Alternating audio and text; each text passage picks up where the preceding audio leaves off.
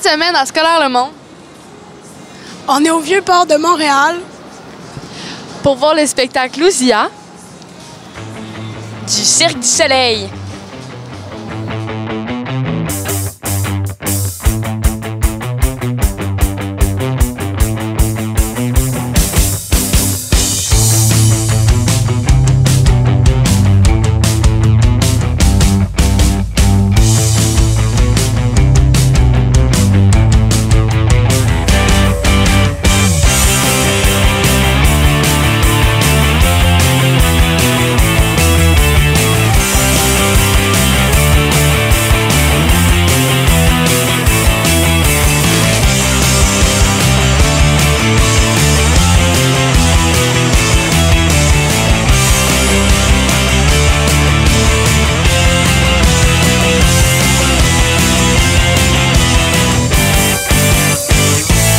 Pourriez-vous vous présenter aux jeunes qui nous regardent?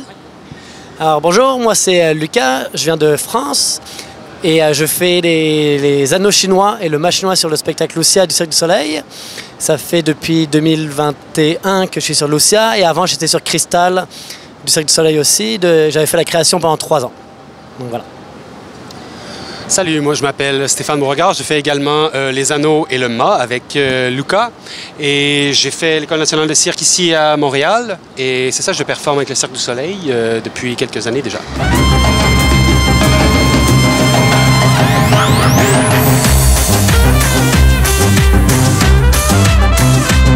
C'est un des plus beaux shows du cirque que j'ai vu. On revient à l'essentiel, on revient aux émotions. Je pense qu'ils ont vraiment bien réussi à marier le côté athlétique des numéros avec le côté artistique. Ce sont tous des numéros relativement classiques, le jongleur, le contorsionniste, mais à chaque fois je me disais, j'en ai jamais vu un comme ça. Sans blague? Ça fait du bien un show de même.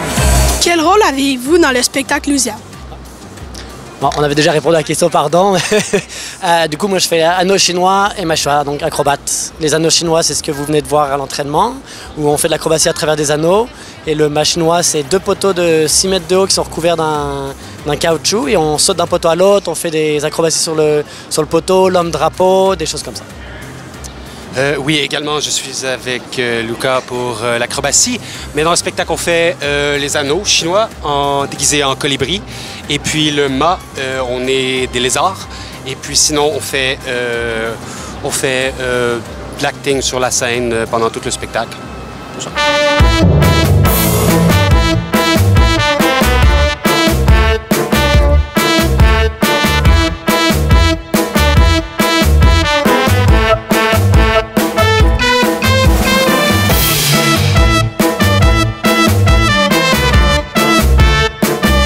Quelles sont vos expériences dans le domaine du cirque? Alors moi, j'ai commencé le cirque à l'âge de 6 ans en France, dans une petite école de cirque. C'était juste pour le plaisir, il y en a qui font de la danse, du football, tout ça. Moi, c'était du cirque. Donc j'ai fait ça de 6 à 15 ans. À 15 ans, j'ai trouvé un sport-études en France qui faisait cirque et études. Du coup, je faisais 11 heures de cirque par semaine avec de la danse, du théâtre, des spécialités de cirque, des cours théoriques de cirque, donc toute l'histoire des arts de la scène à travers le temps. Et j'ai fait ça pendant 3 ans. Et après, je suis allé à Londres dans une école de cirque professionnelle où je me suis spécialisé dans le mât chinois. Donc voilà. Et après, j'ai commencé à travailler en 2011-2012 pour des compagnies au Québec et j'ai rejoint le Cirque du Soleil en 2017. C'était ça. Oui, moi j'ai commencé l'acrobatie quand j'avais environ 10 ans. J'ai fait du tumbling et la trampoline, je faisais des compétitions. Et puis j'ai fait les auditions pour l'École nationale de cirque à Montréal. Donc j'ai été accepté, j'ai fait 3 ans de deck à l'École nationale de cirque et je me suis spécialisé en planche. Et puis à la fin, j'ai fait des festivals, je faisais aussi des spectacles de rue. Et puis le cirque, il voulait que je fasse la création d'un spectacle avec eux. Donc j'ai fait 10 ans sur Cortéo et en planche coréenne et en roue, cire. Et puis, c'est ça. Ensuite, j'ai fait ici la création de Lucia. J'ai appris les anneaux chinois et le mât. Comment est arrivé pour vous l'amour du cirque dans votre vie? Moi, c'est quand je faisais de l'acrobatie. Quand j'étais plus jeune, je voulais m'en aller en théâtre également. Et puis, j'ai des amis qui m'ont guidé vers que je pourrais peut-être faire du cirque et mélanger le théâtre et l'acrobatie. Et puis, c'est ça, quand j'ai commencé l'École nationale de cirque à Montréal, j'ai fait quelques spectacles ici et là, puis j'ai vraiment eu la piqûre du cirque. C'est comme ça que ça a commencé. Alors moi, je me souviens pas trop de vouloir faire autre chose depuis que je suis petit. J'ai toujours voulu faire ça depuis que j'avais 5-6 ans. Je viens d'une famille d'artistes, on va dire. Ma mère est artiste peintre, mon père est ébéniste, une grand-mère musicienne. Donc j'ai toujours grandi dans les arts. Après, il y a une petite école de cirque, c'est ça que je disais, qui a ouvert à côté de chez moi et je me suis comme inscrit. J'ai adoré ça. Et je me souviens pas vouloir faire autre chose après quand j'ai grandi. Donc je me rappelle tout petit, je jouais à faire du cirque pour m'amuser. Je voulais être Robin parce qu'il venait d'une famille de cirque et tout ça. Donc ouais, c'est ça. Luzia du Cirque du Soleil a illuminé le Vieux-Port de Montréal hier soir lors de sa première médiatique sous le grand chapiteau. Ce spectacle inspiré par la richesse culturelle du Mexique vous transportera dans un univers onirique où la lumière et la pluie se rencontrent pour créer une expérience sensorielle inoubliable. Qu'est-ce que ça prend pour faire partie du Cirque du Soleil? Qu'est-ce que ça prend? Je sais pas trop, mais moi je suis rentré au Cirque du Soleil quand ils ont fait la création de Cristal, où ils cherchaient...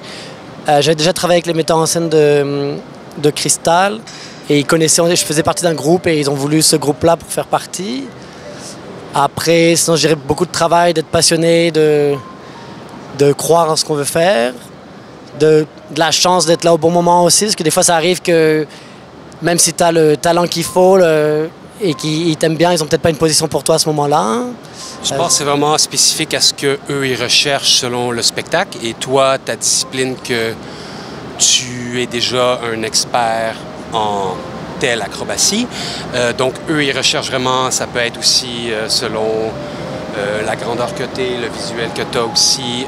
Puis c'est aussi pas seulement l'acrobatie que tu fais, mais c'est aussi les autres choses que tu as aussi dans ta poche, que tu peux faire, qui peut aussi être demandé sur la scène, plus que juste un numéro. Mais je pense qu'en tout, si tu veux vraiment faire partie du cirque, ça prend quand même une bonne discipline pour toi, d'être capable de te concentrer puis être capable de faire ton acrobatie et être très stable dans ce que tu fais. Qu'est-ce qui est le plus dur dans la vie d'un artiste de cirque? Moi, je dirais que c'est une des plus belles choses et le plus dur, c'est la vie de tournée. On est constamment en tournée, loin de la famille, des amis et tout ça. Après, on a beaucoup d'amis en tournée aussi. Et des fois, on loupe des anniversaires, des mariages, des Noëls avec la famille. Après, je me dis... Moi, en ce moment, par exemple, ma mère me rend visite depuis la France. Elle est ici pour 2 semaines. Je pense que mes sœurs, elles n'ont jamais passé 2 semaines avec ma mère. Donc, je pense qu'on crée d'autres souvenirs.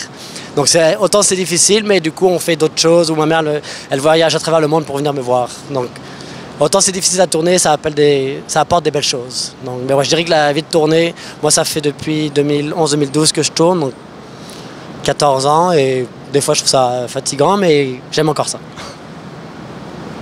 Je pense aussi, moi, c'est dans la même éthique que Luca il disait, c'est que tu voyages souvent aussi, tu vois différentes vues, différents endroits que tu aimes, et tu sais aussi où tu rencontres des gens aussi que tu commences à te familiariser avec.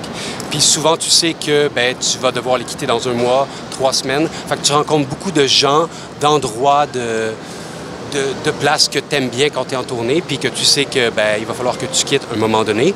Je pense aussi, selon le spectacle, c'est que oui, nous, on change souvent de trucs quand on fait nos acrobaties, mais c'est quand même le même spectacle, la même structure, donc la même musique. Donc, c'est d'entendre toujours la même musique, les mêmes acrobaties, les mêmes personnes au même endroit, au même moment. C'est sûr que ça, c'est plus dur à la longue avec le focus quand tu fais des grandes villes comme, par exemple, ici à Montréal, qui est un bon 15 semaines de spectacle sans arrêt. C'est incroyable! J'ai jamais rien vu d'aussi beau. J'ai déjà versé des larmes, c'est fait. Mais c'est vraiment dynamique, c'est vraiment le fun, varié. Puis on est tellement proches, on voit leurs muscles, c'est juste insane. Tu vois leurs muscles? Les artistes sont tellement extraordinaires. Oh my God, le spectacle est juste magique. Clairement, c'est féerique et puis ça fait voyager tout en restant au Québec. Autour de moi, il y avait plein de petits-enfants avec des grands yeux pleins d'étoiles, puis je trouve ça beau. C'est vraiment le rendez-vous annuel pour moi, le Cirque du Soleil à Montréal, sous le chapiteau. J'ai trouvé ça merveilleux. Je trouve que les costumes sont beaux. Toute la mise en scène est extraordinaire. Qu'est-ce que ça demande comme entraînement de faire partie de ce spectacle-là?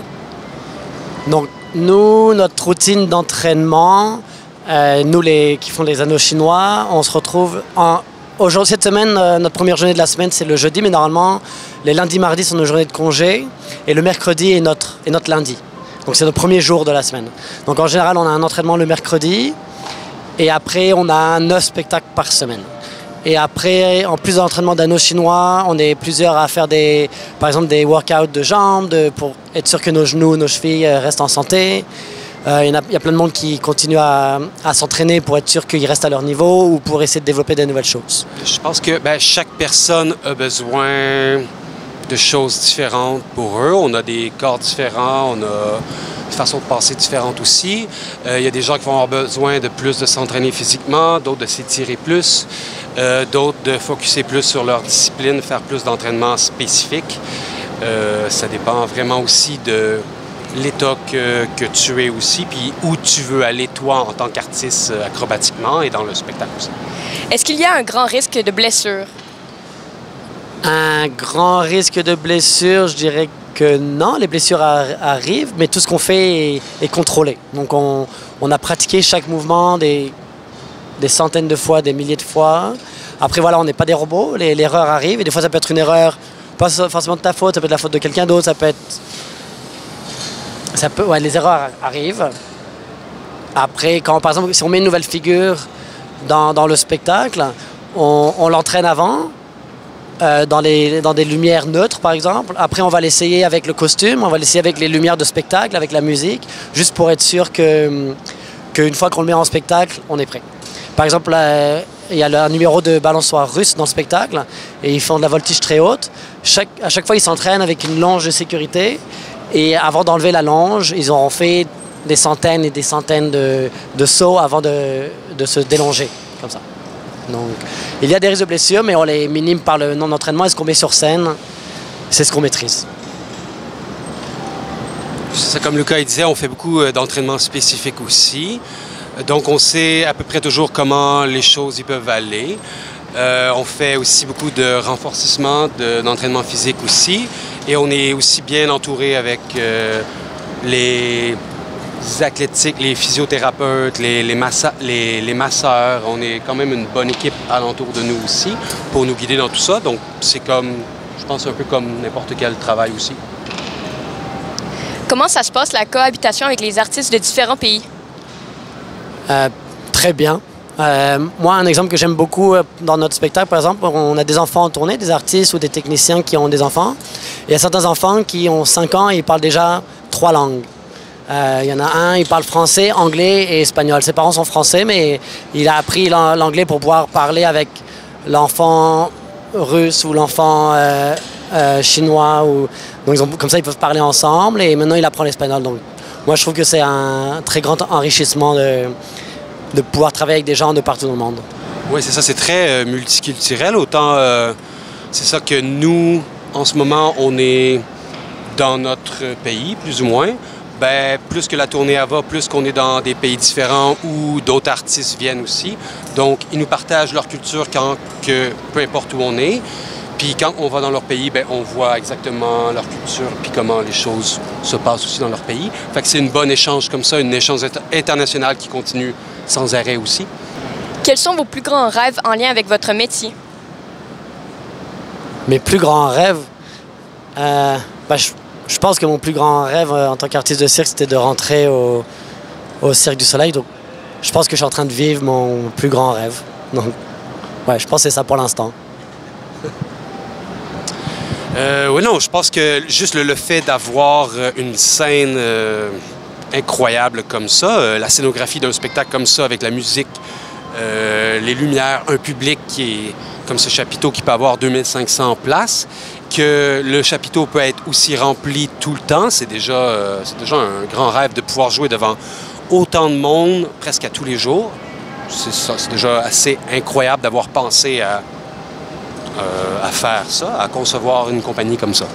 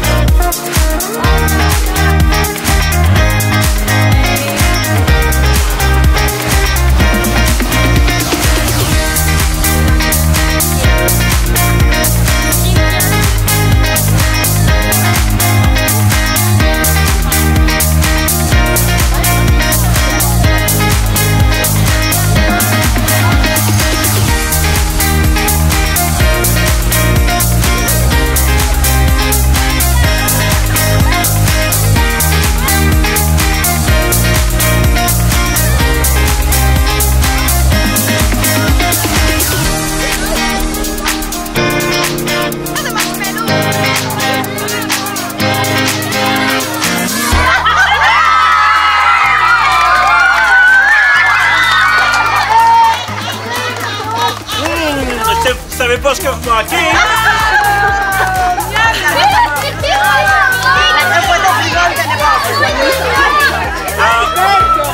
On va aller chercher du papier.